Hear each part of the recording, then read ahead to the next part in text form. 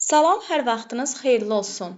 Mən kurikulum təlimçisi Aytən Hüseynova. Sizlər üçün Artinin 30 may fizika fənni üçün olan sınaqlarının izahını qeyd edəcəm.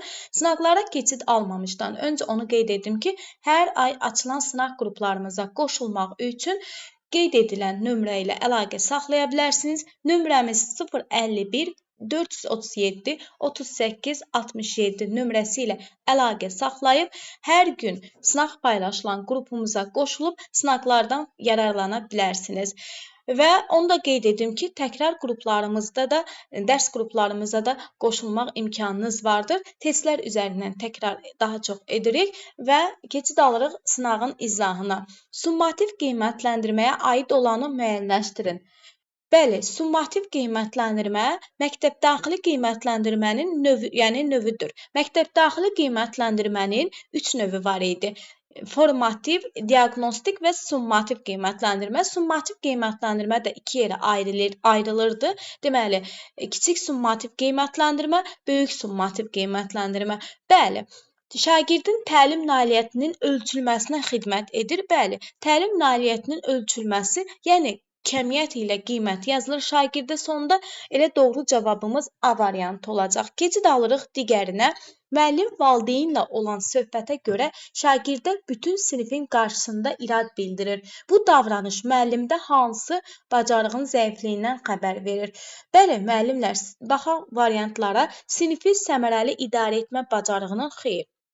Həmkarları ilə münasibət qurmaq bacarığının, burada səmərəli müəllim-şagird münasibəti qurmaq bacarığının əlbəttə ki, zəifliyindən xəbər verir. Elə C variantı düzgün cavab olacaq. Keçid alırıq digərinə.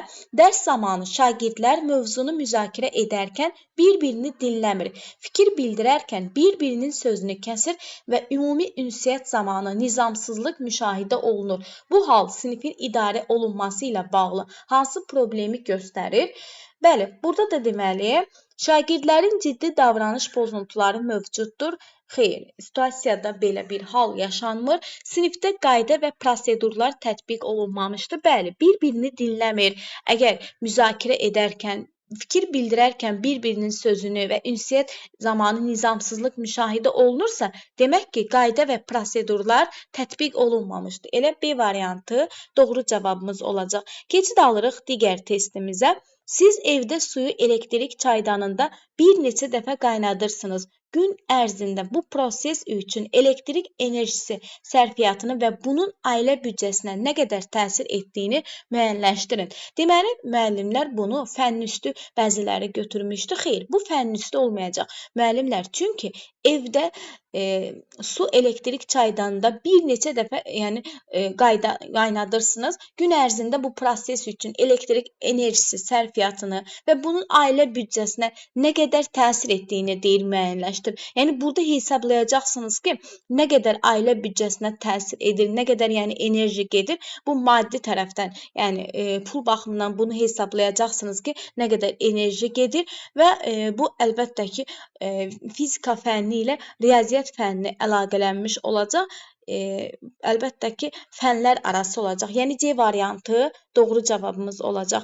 Keçid alırıq digərinə. Fərziyyənizin doğru olduğunu qarşı tərəfə inandırmaq və arqument toplamaq üçün internetdə araşdırma aparın. Bəli, bu da olacaq deməli, fərziyyənizin qeyd edir ki, doğru olduğunu qarşı tərəfə inandırmaq və arqument toplamaq üçün internetdə araşdırma aparın. Fərziyyəni doğru olduğunu fərziyyə irəli sürüb, hər hansısa bir fərziyyə irəli sürüb, onun doğru olduğunu qarşı tərəfə inandırmaq lazımdır və arqument toplamaq üçün internetdə araşdırma aparmalıdır. Əlbəttə ki, bu deməli yaratmaq verilib. Bunun cavabı demək ki, Arti bunu yaratmaq vermişdi cavabını. Amma mən Artinin, düzdür, testdə yəqin ki, hansı mövqedən çıxış edib onu yaratmaq götürüblər, onu bilmirəm. Ancaq ki, mən təhlil etmək götürərdim. Çünki fərziyyə, artıq ortada fərziyyənin var da fərziyyə irəli sürmür ki, fərziyyənizin deyil, doğru olduğunu qarşı tərəfə inandırmaq və arqument toplamaq üçün internetdə araşdırma aparır. İnternetdə araşdırma aparırsa, bu təhlil etmək ola bilər. Araşdırma aparır, yəni araşdırır, axtarır, təhlil edir, analiz edir. Yəni bu təhlil etmək olar. Hardasa dəyərləndirmək də, yəni bunu götürmək olar ki, arqument toplayır. Amma yəni yaratmaq axı fərziyyə ortada var. Yəni bu fikirlə heç razı deyiləm. Keçid alırıq digərinə. Tənqidi düşüncənin yaradıcı düşüncədən fərqi hansıdır? Tənqidi təfəkkür mövcud ideyaların təhlilini, yaradıcı təfəkkür yeni ideyaların yaradılmasını ehtiva edir. Bəli, elə doğru cavabımız da bu olmuş olacaq. Keçid alırıq digərinə. Şagird populyar nəzəriyyə ilə razılaşmadığını bildirir və fikrini əsaslandırır. Müəllimin hansı addımı şagirdin tənqidi təfəkkürünü daha da inkişaf etdirər? Hörmətlə yanaşmaq və dərsi davam etdirmək. Xeyr, şagirdi siniflə müzakirəyə yönəltmək. Elə B variantı olar, bəli. Doğru cavab elə B variantı olacaq. Keçid alırıq digərinə. Müəllim soruşur. Komanda üzvlərindən biri işə az fayda verir, çalışmaq istəmir. Problemi həll etmək üçün nə edərdin? Müzakirə üçün komanda toplantısı təşkil edərdim. Tapşırıqları potensiala uyğun bölüşdürərdim. Tapşırıqları, bəli, elə bu olacaq B variantı. Potensiala uyğun bölüşdürmək, yəni daha effektiv olar.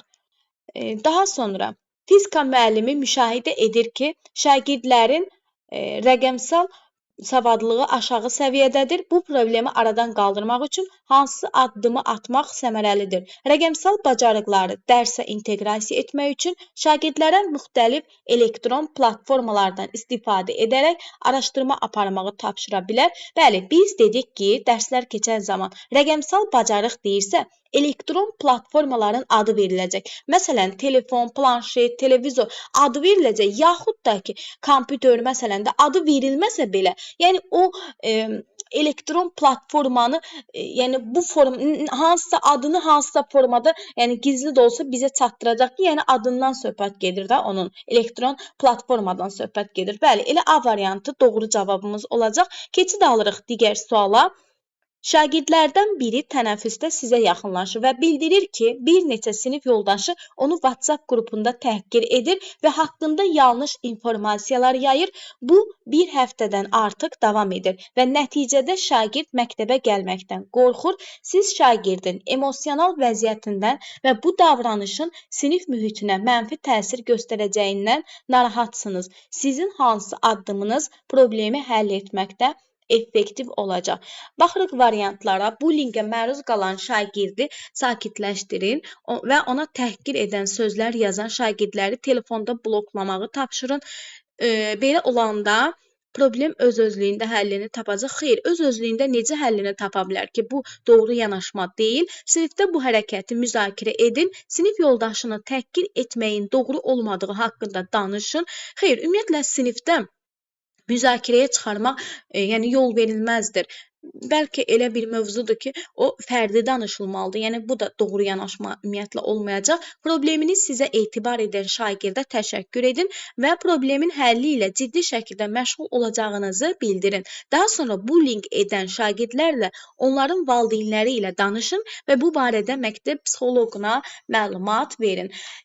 Və nəticə bu bəli doğru uyğun gəlir. Nəticəsinə də baxaq. Bu addım bullyingə məruz qalan şagirdin qorunmasına, günahkarların öz hərəkətlərinə görə məsuliyyət daşımasına, həmçinin problemin peşəkarcasına həll olunmasına şərait yaradacaq. Bəli, elə C variantı doğru cavabdır. Belə müəllimlər, məni dinlədiyiniz üçün hər birinizə təşəkkür edirəm. Kanala abunə olub şərh yazmağı unutmayaq. Çox sağ olun.